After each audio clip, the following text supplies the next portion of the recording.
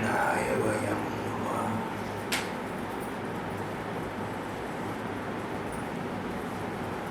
पूर्व काल की एक वृत्तांत, एक वार्ता है। पूर्व काल की पौराणिक युग की गाथा। वृत्रासुर का वृत्तांत। वृत्र एक असुर, एक राक्षस था।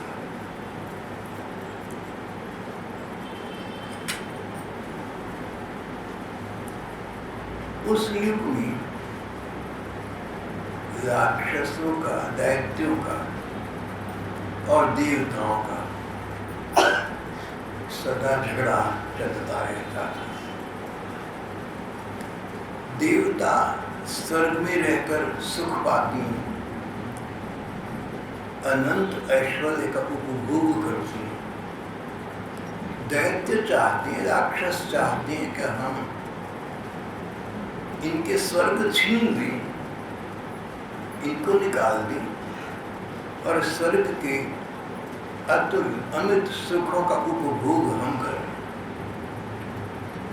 तो समय की बात है, कभी दैत्य देवताओं पर विजय प्राप्त कर भी देती हैं और कभी स्वर्ग देवताओं के अंतर्गत रहता है।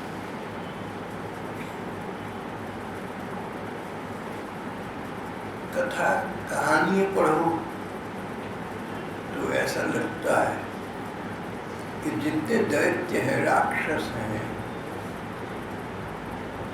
ये बुरे बहुत होते हैं, दुष्ट दुर्जन होते हैं। अक्सर प्रायः ऐसा है भी, प्रायः तो ऐसा है, पर अनिवार्यता नहीं है। Generally, but not necessary. जो भगवान की शरण ले, भगवान से जिसका प्रेम हो, भगवान उसके, चाहे वो देवता हो और चाहे वो दैत्य हो, राक्षस हो। यहाँ तक कि अगर कोई राक्षस भगवान को अधिक प्रेम करता हो तो भगवान उसके अधिक हो जाते हैं। वृत्र की कथा का सारा सारांश यहाँ पर्यवसान को प्राप्त करता है। कथा का सार ही है।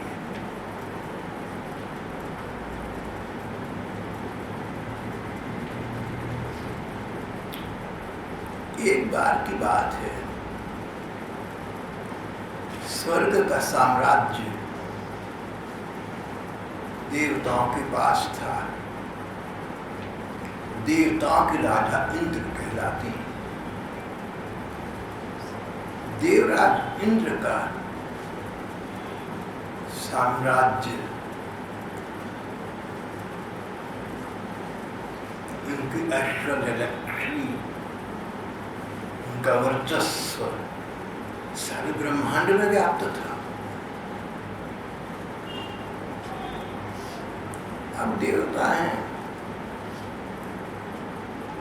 तो इनमें सुख भोगों की इच्छा बनी रहती है।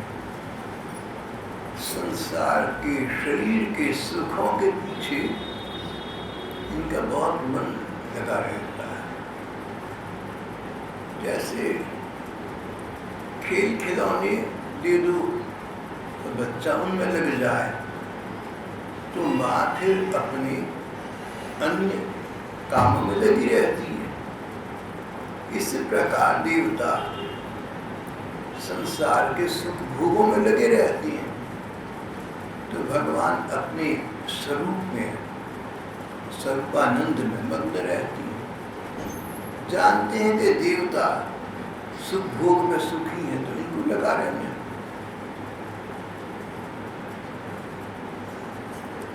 देवराज इंद्र, देवताओं के राजा, अनंत अमित ऐश्वर्य के एक छत्र अधिपति, सारे विश्व ब्रह्मांड के स्वामी। बड़े बड़े यज्ञ होते, लाखों करोड़ों अरबों रुपए के खर्चे से यज्ञ होते। उन यज्ञों में देवताओं की आराधना होती। देवताओं के ईश्वर, देवताओं के स्वामी देवराज इंद्र सबसे अधिक यज्ञ में पूजा तो फिर देवराज इंद्र की होती। अब ऐसा कौन है जिसको ऐश्वर्य प्राप्त हो जाए, जिसको संसार के सुख प्राप्त हो जाए।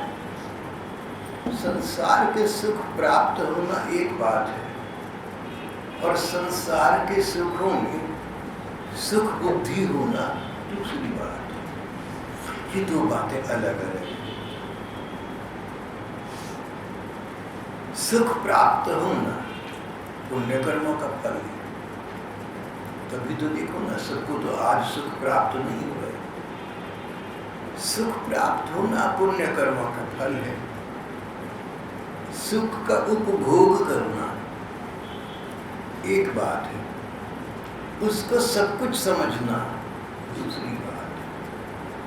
सुख मिले तो उसका उपभोग करो, पर ये न समझो कि सुख मिल गया तो सब कुछ मिल गया।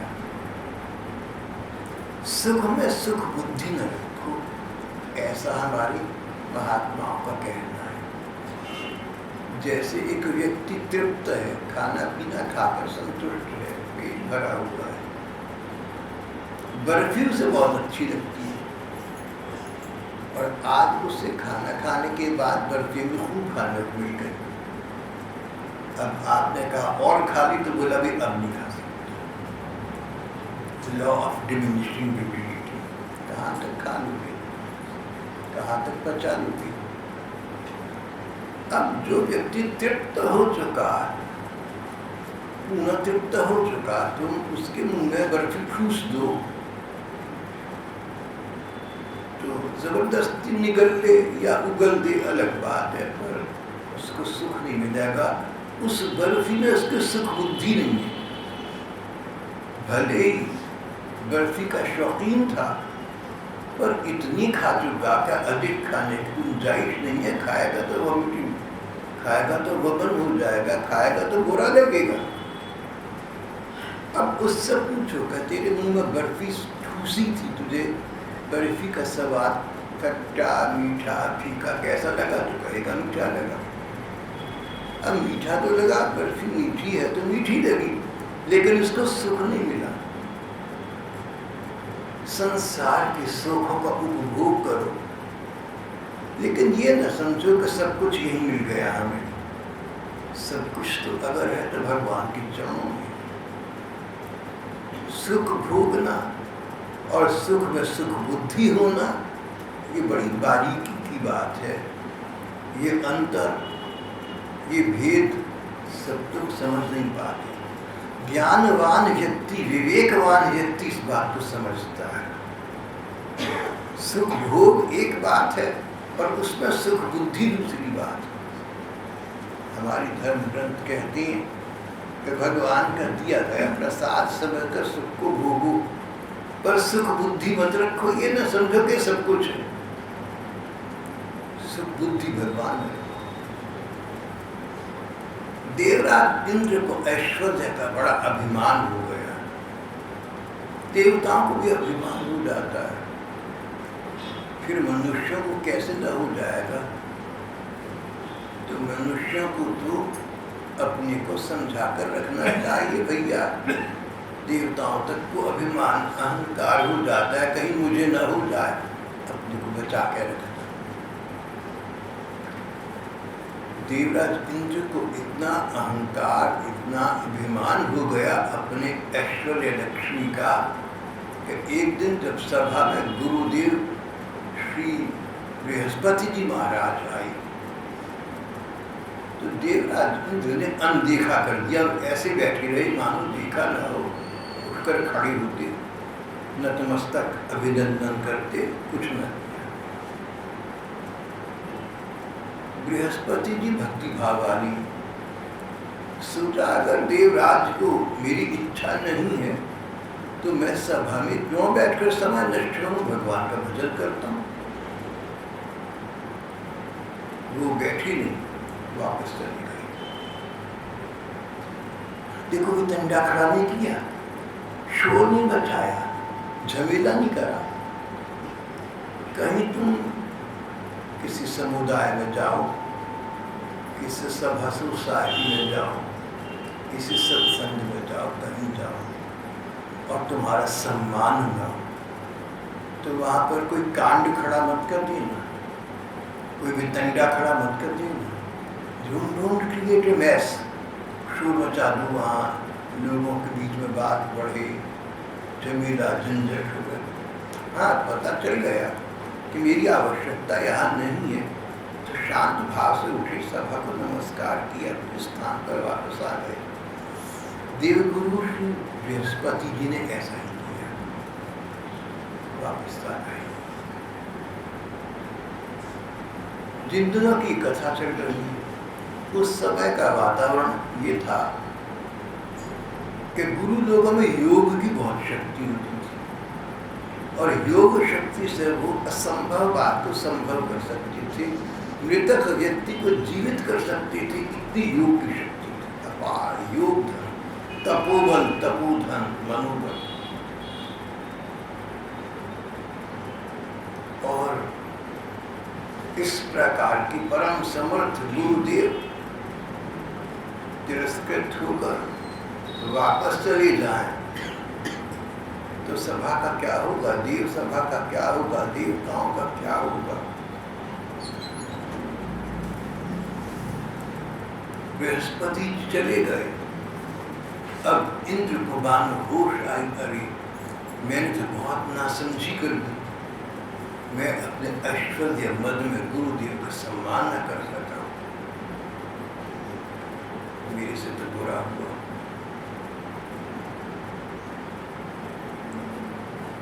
गुरुदेव बृहस्पति जी घर गए और देवताओं को भेजा, ढूंढवाया, पर बृहस्पति जी नहीं मिले। बृहस्पति नहीं मिले, घर भी नहीं मिले, पत्नी को भी न पता था। अपने अनंत के पथ पर चले गए, योग धन एकत्रित करने में, तपोधन एकत्रित करने में लग गए। उनको किसी से क्या लेना था।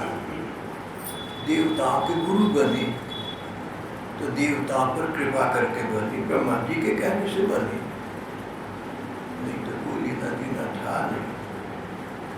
देवराज इंद्र को व्यर्थ ही अहंकार हो गया कि बृहस्पति जी को हम देवताओं से कुछ लेना देना है, हम राजा हैं, ये हमारे पुरोहित हैं, ऐसा तो संबंध था नहीं।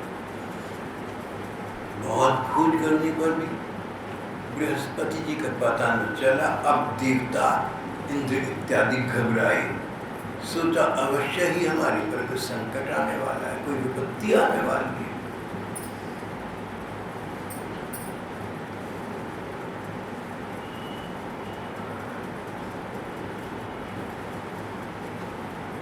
राक्षस तो इस घात में रहती हैं, दैत्य तो इस प्रतीक्षा में रहते हैं कि देवता दुर्बल हो तो हम इन पर धावा बोले, हम इन पर आक्रमण करें और स्वर्ग इनसे छीने।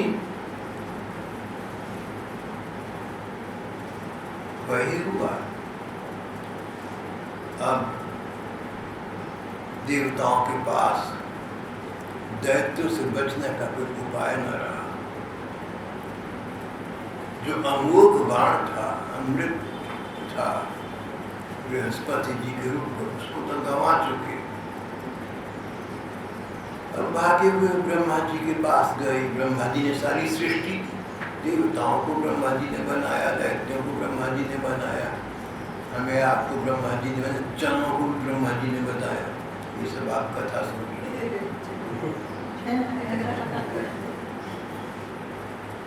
तो जब कष्ट आता तो भागी ब्रह्मा जी के पास जाते, ये देवगण उनके शरण में गए। देवताओं ने कहा कि देवराज देखिए, अपराध तो आपने किया है, गुरु का अपमान करके आप सफलता प्राप्त करना चाहते तो संभव है, लेकिन चलो जो हो गया सो हो गया। आप लोग मेरे शरण में आए हैं तो मैं तुम्हें एक उपाय बता देता हूँ। उपाय बड़ा सीधा है। रचना त्वष्टा के पुत्र का नाम विश्वरूप है। रचना और त्वष्टा के पुत्र का नाम विश्वरूप है। विश्वरूप के तपस्या के द्वारा बहुत तपोधन एकत्रित कर लिया और योग बल की प्राप्ति कर ली। वो कुछ का कुछ कर सकता है।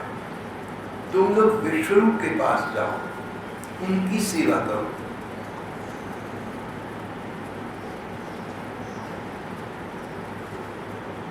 ये जरूर है कि विश्वरूप की मां रचना, पिता त्वष्टा दैत्य कुल के हैं।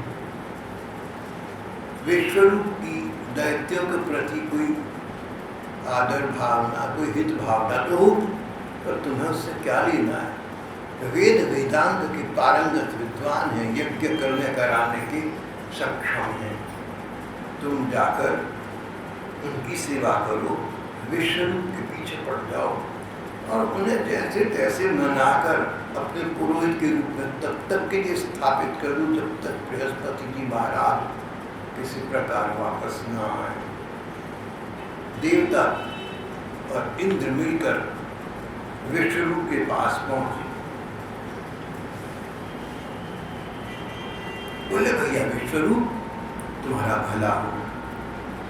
देखो हम तुम्हारे आश्रम पर अतिथि बनकर तुमसे मिलने आए हैं। बड़ी चिकनी चुपड़ी ठकुर सुहाती बातें करें, पटाने की बातें, मनाने की बातें करें, बड़ी मीठी बोली बोले। देखो उम्र में तुम हमसे छोटे हो, ज्ञान में हमसे बड़े हो। ज्ञान में बड़े हो इसलिए हम तुम्हें गुरु रूप में वर्ण करने आए हैं।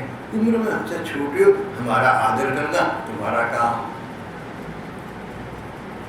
और अपने मन की बात बताई कि हम तुम्हें अपने पुरोहित के रूप में, अपने गुरु के रूप में वर्ण करना चाहते हैं।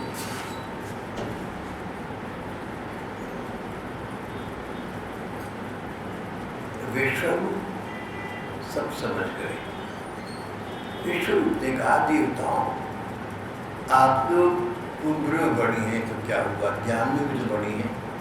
आप लोग वयोवृद्ध हैं, ज्ञान वृद्ध हैं, मेरे आदर के पात्र हैं। मैं छोटा आपका गुरु बनूं, मुझे ये बात शोभा नहीं देती। दूसरी बात, देवगणों से कहा, देवगण हम तो अकिंचन हैं, हम तो अपने पास कुछ रखते नहीं, बस वर्तमान में रहते हैं। भविष्य में कहीं किसी चीज की आवश्यकता पड़ जाए ये सोचकर हम संग्रह करके कुछ रखते हैं। हम तो निष्किंचन हैं। खेती कट जाने पर उसमें से गिरे हुए कुछ दाने चुन लाती हैं, उसी से अपनी कार्य संपन्न कर लेती है। इस प्रकार हमारी जीविका चल रही है। जब जीविका तो चल ही रही है तो पुरोहिताई का निंदनीय कार्य में क्यों करूं? हमारे धर्म ग्रंथ कहते हैं कि पुरोहिताई का काम करना निंदनीय, निंदा के योग्य, क्योंकि हम ज्ञान प्रदान करें, वेद का ज्ञान प्रदान करें, यज्ञ करवाएं, कैसे लेकर करवाएं, तो ये बात नहीं बनी। विद्या का दान तो मुफ्त होना चाहिए। और पुरोहित लोग अपने जजमान से कुछ ना कुछ दक्षिणा तो लेते हैं, तभी गुजारा करते हैं घर का। बोले मैं जजमान, मैं आप लोगों की पुरोहिताई करूं तो ठीक नहीं है।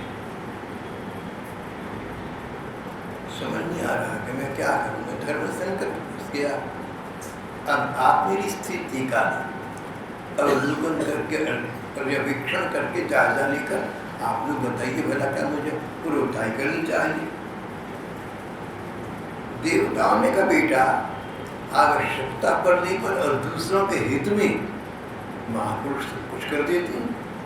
अगर तुम हमारी पुरोहिताई स्वीकार कर दो तो हमारा कल्याण होगा। हमारे कल्याण के लिए तुम ये कार्य कर रहे हो, तुम अर्थ लाभ के लिए तो कर नहीं रहे हो, तुम्हें करना चाहिए। विश्वरूप मान गए।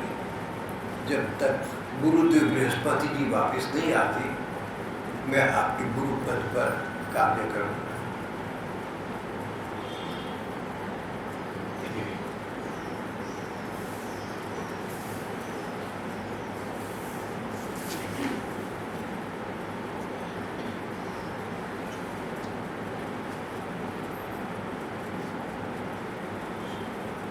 देवताओं ने प्रकार प्रकार के यज्ञ भोक्ता यज्ञ पुरुष भगवान नारायण को प्रसन्न करने के लिए किए। जैसा ब्रह्मा जी ने कहा था वैसा आज सच होता नजर आया। देवराज इंद्र ने अपनी तीखी पैनी दृष्टि से देखा, तीखी दृष्टि, पैनी दृष्टि। मैंने कई लोग आज भी ऐसे देखे हैं, देखते कहीं है दिखता कहीं और का है कि भाई विद्या है। आपको लगे कि आपको देख रहे हैं, उनको कुछ तीसरे का मुंह दिख रहा है, सब भागते हैं। देखो ये भी एक विद्या तो है, सब में तो नहीं होती, किसी किसी में होती है। राजनीति में, कूटनीति में, नीतियों में इसकी आवश्यकता पड़ती है। देवराज इंद्र नीतिज्ञ थे, गुणवान थे, अनुभवी थे। उन्होंने अपनी तीखी दृष्टि से, अपनी पैनी निगाह से देख लिया कि छिप छिप कर विश्वरूप बीच बीच में असुरों के नाम भी आहुति डाल रहे हैं। असुरों के नाम, क्योंकि माता पिता असुर थे, असुरों के प्रति, राक्षसों के प्रति उनकी हितैषिता की भावना थी, तो बीच बीच में उनके भले के लिए यज्ञ में उनको भाग ले लेते। देवराज इंद्र को बहुत बुरा लगा, सोचा इस प्रकार तो फिर देव राक्षसी बन देंगे और हम देवता तो वहीं के वहीं रहे। इनको समझा बुझाकर मनाकर तो हम लाए, और ये भला मन ही मन करने पर तुले हुए राक्षसों का। तो देवराज का अपना स्वभाव वापस आ गया। उन्होंने देखते देखते विश्वरूप का गला काट दिया, वध कर दिया। ये तो दैत्य है, ये तो राक्षस है, ये आदत नहीं छोड़ेगा अपनी। शत्रु का वध करना ही उचित है, इससे पहले कि वो कोई बड़ा हमारा अपराध, हमारी हानि कर। इस नीति के अंतर्गत देवराज ने विश्वरूप की हत्या कर दी। विश्वरूप के पिता त्वष्टा थे, उनको पता लगा, यज्ञनिष्ठ थे। विश्वरूप को यज्ञ इत्यादि की जो विद्या प्राप्त थी वो तो अपने पिता से प्राप्त थी, वो तो उसके पिता, उनको तो बहुत पता था।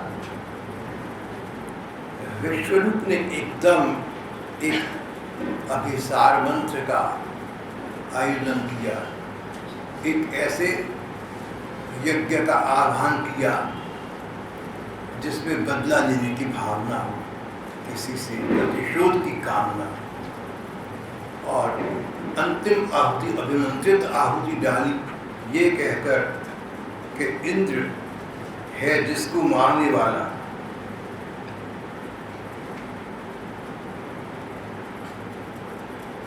इंद्र है जिसको मारने वाला, सो प्रकट हो। भूल से वो ऐसा कह गए, कहना था इंद्र को मारने वाला पैदा हो। भूल से कह गए, जोश में थे ना, गुस्से में थे, क्रोध में थे, प्रतिशोध की कामना से ध्वस्त थे, बदले की आग में जल रही थी।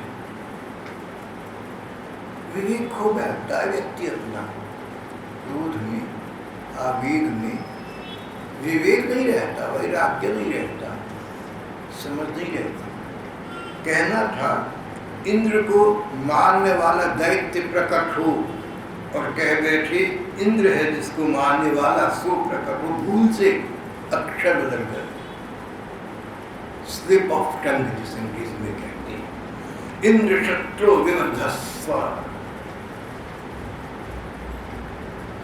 इंद्र शत्रु विवधस्व। उसी समय एक बहुत भयंकर दैत्य प्रकट हुआ, भयंकर दैत्य, डरावना, सिर के बाल और दाहिनी दबे हुए तांबे के समान लाल रंग की, आंखें दोपहर के सूर्य के समान प्रचंड, चमकते हुए 3 नोकों वाला त्रिशूल हाथ में, नाचता, चिल्लाता, कूदता, और जब कूद रहा था तो पृथ्वी हिल रही थी। ये सारी वसुंधरा जैसे कि सारे संसार में भूकंप आ गया हो, इस प्रकार पृथ्वी हिल रही थी। उसको देखकर ऐसा लगता था कि सारे आकाश को पी जाएगा, अपनी जीभ से तारों को, नक्षत्रों को चाट जाएगा। उसके मुंह में बड़ी बड़ी दाढ़ें थी, उनसे तीनों लोगों को, स्वर्ग, पृथ्वी, पाताल को निगल जाएगा। बार बार जम्हाई दे रहा था। जब उसका मुंह खुलता ऐसा लगता तो बहुत बड़ी कंदरा है, सारा संसार इसमें जाकर इसके द्वारा निगला जाएगा। उसके भयावनी भयंकर रूप को देखकर लोग डर गए, सब इधर उधर भागने लगे। देवताओं के आश्चर्य की सीमा न रही। सोचा ये तो एक क्षण में हमारी आहुति दे देगा। भगवान विष्णु के शरण में गए। उन्होंने कहा, देवताओं तुम लोगों ने बहुत अपराध किए, मैं क्या करूं? तुम बार बार अपराध करते हो, बार बार मेरे पास आते हो। अरे अपने गुरुदेव का अपमान करके कभी किसी ने सुख पाया? बृहस्पति जी का अपमान तुमने किया, अब विश्वरूप को बनाया तो विश्वरूप का तुम अपमान कर बैठे। कैसे चलेगा तुम्हारा काम? इसका तो बस एक ही उपाय है। दधीची नाम के एक ऋषि हैं, वो भारत में पृथ्वी पर घोर तपस्या करके योग बल प्राप्त कर चुके हैं। उनकी हड्डियों में इतना दम है कि उससे अगर तुम कोई वज्र बनाओ, गदा बनाओ, उस वज्र से देवराज इंद्र इस राक्षस पर प्रहार करें। इसी का नाम वृत्रासुर पड़ा। वृत्र, इस पर प्रहार करें तो वृत्रासुर समाप्त हो जाएगा और कोई उपाय नहीं है। वृत्रासुर दान का जो दैत्य प्रकट हुआ है महाभयंकर, इसको पराजित करने का एकमात्र उपाय यही है कि दधीची ऋषि को प्रसन्न करके तुम लोग तो सबको मना लेते हो, तुम झूठ सच बोलकर सबको पटा लेते हो, तब कुछ करो, ऐसी तरफ चाल अपनी निकालो, ऋषि को बनाओ। और वो तो वैसे भी योगी हैं, तपी तपस्वी है, त्यागी है, उनको तो अपने शरीर से मोह है नहीं। अगर उनको तुम मना लो तो उनकी हड्डियों से गदा बनाकर तुम इसका रास कर सकते हो, इसका नाश कर सकते हो, और कोई उपाय नहीं। देवताओं ने भगवान को प्रणाम करो, भाग्यवान। भगवान से तो कोई प्यार तो था नहीं कि भगवान खड़े हैं सामने, विष्णु भगवान चतुर्भुज। अपने स्वार्थ पूर्ति के लिए आए थे। भगवान ने का उपाय बता दिया, ऐसा करो। अच्छा भगवान कृपा, अभाग्यवान दधीची ऋषि के पास पहुंचे। जैसे तैसे दधीची ने समाधि से आंखें खोली तो बोले, प्रभु आप तो त्यागी हैं, आप तो बैरागी हैं, आप तो दूसरों के भले में लगे रहते हैं, आप तो किसी के लिए कुछ भी कर सकते हैं। दधीची बोले, come to the point, be brief. देवताओं अपने मतलब की बात को क्या चाहते हो तुम? इधर की बातों को सटा करो। बोले जी भगवान विष्णु ने बताया, ऐसा नाम लिया कि दधीची प्रभावित हो गया। भगवान विष्णु ने कहा कि आपकी अगर अस्थियों से हम वज्र बनाए तो हम कर सकते हैं। आप जैसे त्यागी तपस्वी महापुरुष अपने प्राण दान कर दें, ये आश्चर्य की बात नहीं। दधीची ऋषि को अपने प्राण से मोह तो नहीं था, लेकिन सोचा कि मानव स्वार्थ प्रधान होने पर कितना निर्लज्ज, कितना नीच, कितना बेलिहाज हो सकता है।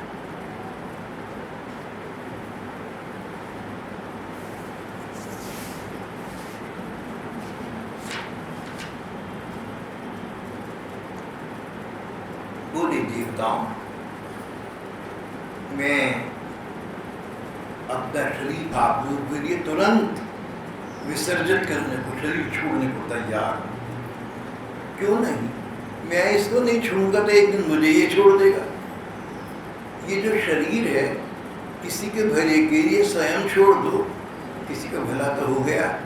नहीं तो शरीर तो हमें छोड़ेगा ही एक ना एक दिन, तो मैं शरीर छोड़ दूंगा।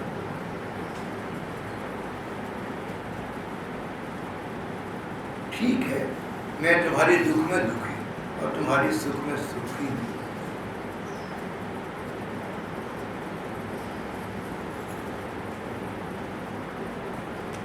ये कहकर दधीचि ऋषि ने उनसे ये तो कहा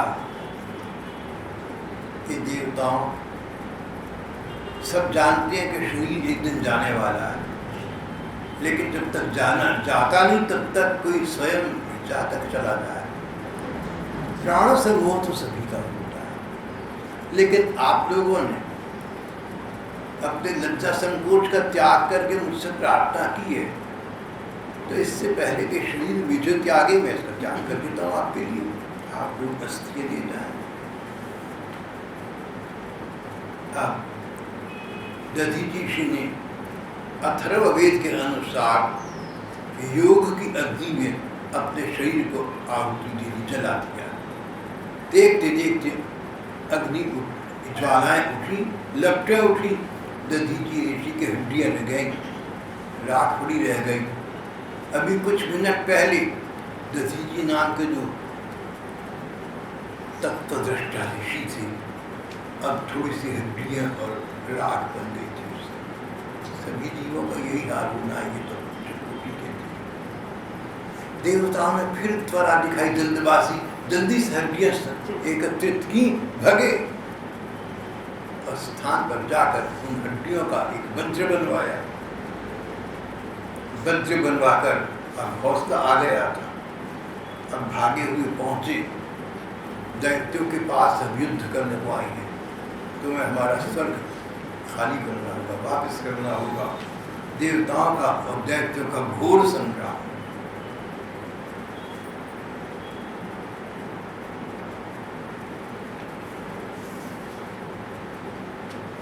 देवराज इंद्र बार बार वृत्रासुर पर बाण मार रहे थे, अस्त्र शस्त्र मार रहे थे, बड़े बड़े अस्त्रों का प्रयोग कर रहे थे। और उन्होंने देखा, देवराज ने देखा कि बड़े से बड़ा शस्त्र या अस्त्र जो इसकी ओर फेंकते, इसको युद्ध में घायल करने के लिए या इसको समाप्त करने के लिए, मुंह फाड़ कर उसको खा जाता। देवराज इंद्र के नहीं, जितने देवता थे 33 करोड़ देवता माने गए हमारे, सबके जो अस्त्र शस्त्र थे सबको ये निगल गया। बोला अब तुम्हारी बारी है, अब तुम निगल जाओगे। तब देवराज इंद्र ने अपना अस्थियों से बना गदा उठाया तो वृत्र हंस पड़ा। बोला देवराज, मैं यही चाहता था, इसी प्रतीक्षा में था। मैं जानता हूं कि भगवान विष्णु ने आपको इसका भेद बताया है, और मैं ये भी जानता हूं कि इसलिए बताया कि इससे आप तो मेरी हत्या कर सकेंगे।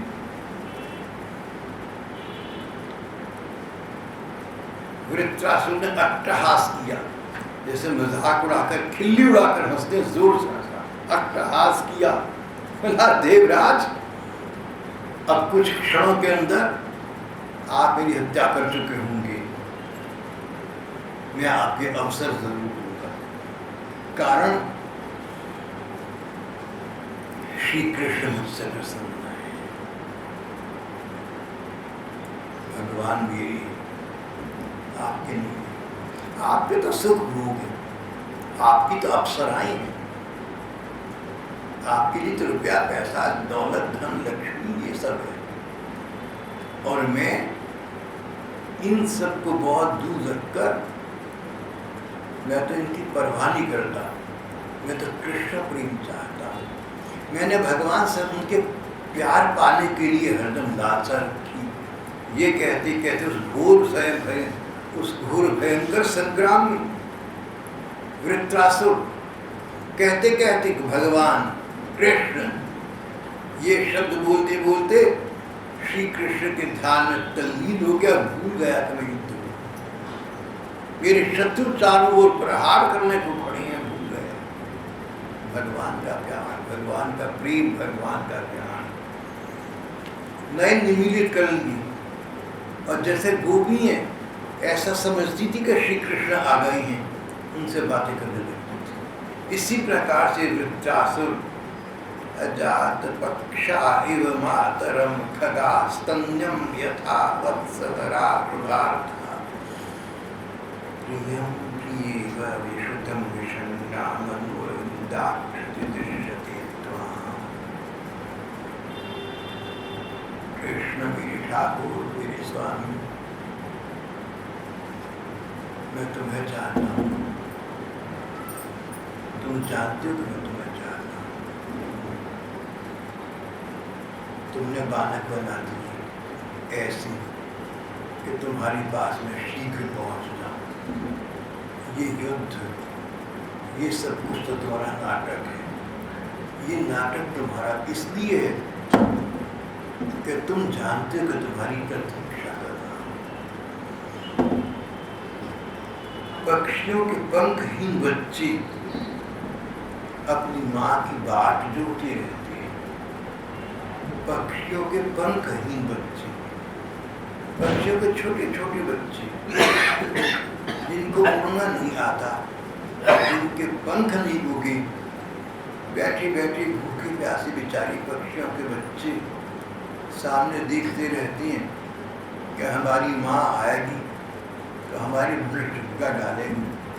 लाचार निस्सहाय बेचारी स्वयं तो कुछ कर नहीं सकती, बस बैठे बैठे अपनी माँ की बाट जोती रहती है, प्रतीक्षा करती रहती है। इसी प्रकार में लाचार में सर्वसाधन ही पापहीन सदीनस्य कृष्णैव गतिर्नो। भगवान पक्षियों के पंखहीन बच्चों की भांति में भी लाचार, असहाय, विवश, क्या करूं मैं श्री कृष्ण? बस सिर्फ तुम्हारी कृपा की प्रतीक्षा कर सकता हूँ, कब तुम मुझे दिखाओ स्थान। जिस प्रकार पंखहीन बच्चे, जिस प्रकार पक्षियों के पंखहीन बच्चे माँ की बाट जोते रहते हैं, और जिस प्रकार भूखे बछड़े अपनी माँ का दूध पीने के लिए आतुर रहते हैं। बछड़ा है, नया नया बछड़ा हुआ है, खूंटी से बांध दिया बेचारे को, भूखा है, अपनी गैया मैया का दूध पीना चाहता है, लेकिन विवश, लाचार है, निस्सहाय, कुछ नहीं कर सकता सिवा प्रतीक्षा, प्रतीक्षण, बाट जोड़ना, मार्ग देखना, राह देखना। जिस प्रकार भूखे बछड़े अपनी गैया मैया का दूध पीने के लिए आतुर रहते हैं और कुछ नहीं कर सकते सिवा प्रतीक्षा करने के, इस प्रकार कृष्ण मेरे ठाकुर मैं भी कुछ नहीं कर सकता, मैं लाचार, मैं विवश, मैं तुम्हारी कृपा पर आश्रित, बस तुम्हारा मार्ग देख रहा हूँ, तुम्हारी बाट जो रहा हूँ, प्रतीक्षा कर रहा हूँ कि तुम कब कृपा करोगी। कदा करिष्यसि मां कृपा कटाक्षता जना। जिस प्रकार वियोगिनी पत्नी अपने प्रवासी प्रियतम से मिलने के लिए उत्कंठित रहती, प्रियतम पति देव परदेश चले गए, बहुत दूर चले गए, अभी तक वापस न आए। आप न आए पाती न भेजी, न तो स्वयं आए पति देव वापस, न अपने आने का कोई, अपने आने की कोई सूचना दी। पतिव्रता पत्नी, प्रेयसी पत्नी, उनके वियोग में जैसे तैसे एक एक क्षण करके अपना समय काट रहे।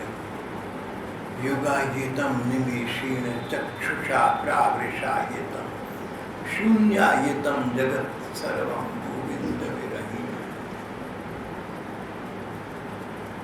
एक एक क्षण, एक एक युग के समान हो गया है, समय काटे नहीं करता। प्रियतम पति, प्रियतम पति की प्रतीक्षा में वियोगिनी पत्नी अपना समय जैसे तैसे करके यापन करती है। मेरे कृष्ण, मेरे ठाकुर, मेरे स्वामी, मेरे मालिक, मेरे मौला, बस समझो ऐसे में लाचार बैठा तुम्हारी इंतजार कर रहा हूँ, और क्या कर सकता हूँ, प्रतीक्षा कर रहा हूँ, तुम्हारी कृपा की प्रतीक्षा कर रहा हूँ। अनुकंपा की प्रतीक्षा कर रहा हूँ। स्वयं तो कुछ कर ही नहीं सकता, लाचार, बेबस, विवश, असहाय, मन ही मन तुम्हारी राह देख रहा हूँ। मेरी आंखें तुम्हारी मार्ग पर टिकी हैं, तुम आओगे तो मेरा जीवन एक बार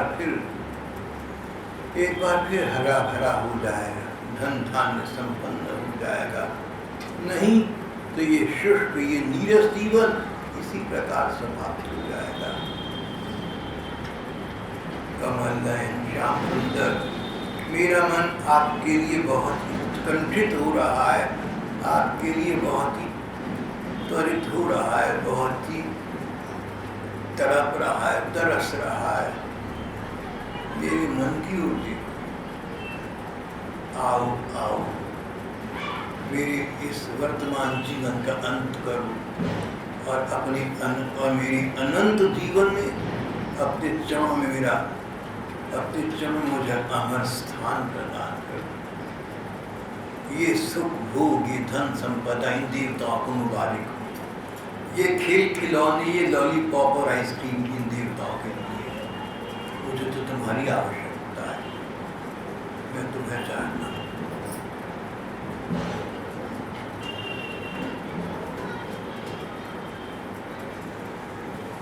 भगवान,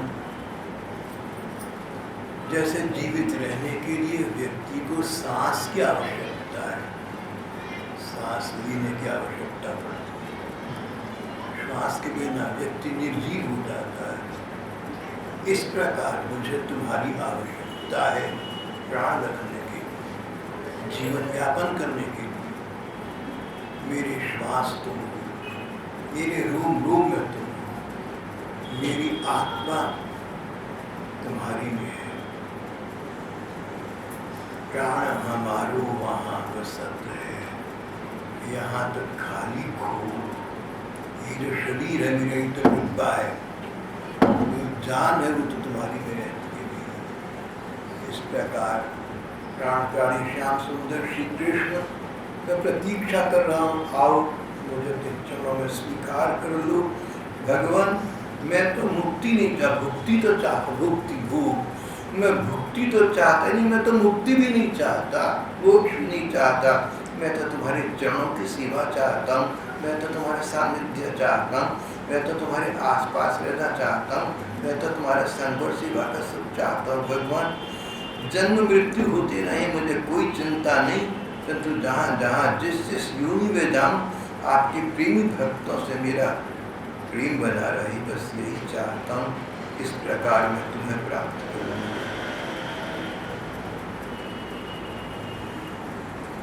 वृत्र असुर था, दैत्य था, भयंकर, लेकिन उसके विचार से इंद्र पर विजय प्राप्त करके स्वर्ग पाने की अपेक्षा मरकर इन भगवान को पाना श्रेयस्कर था, बेहतर था।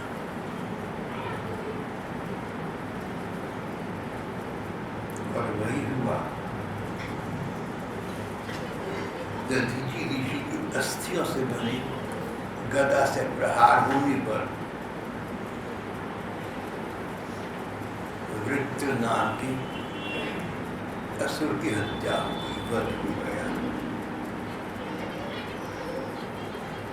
और देवराज इंद्र इससे पहले का हर्ष निनाद करते, देवगण करतल ध्वनि करते, ताली बजाते, जय जयकार करते, खुशी मनाते,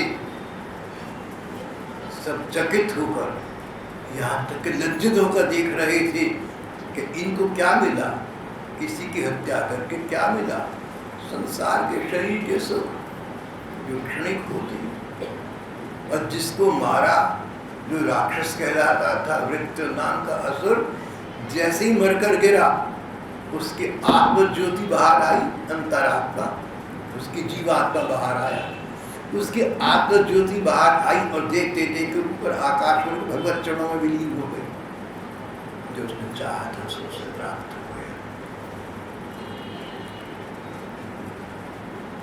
देवराज इंद्र समेत सभी देवगण वृत्रासुर की भूरी भूरी सराहना करते हुए अपने अपने लोगों को चले गए। मृत्यु के बाद शत्रु भी जिसकी सराहना और सम्मान करे उसका जीवन। यहाँ आज हमारा प्रसंग समाप्त हो जाता है।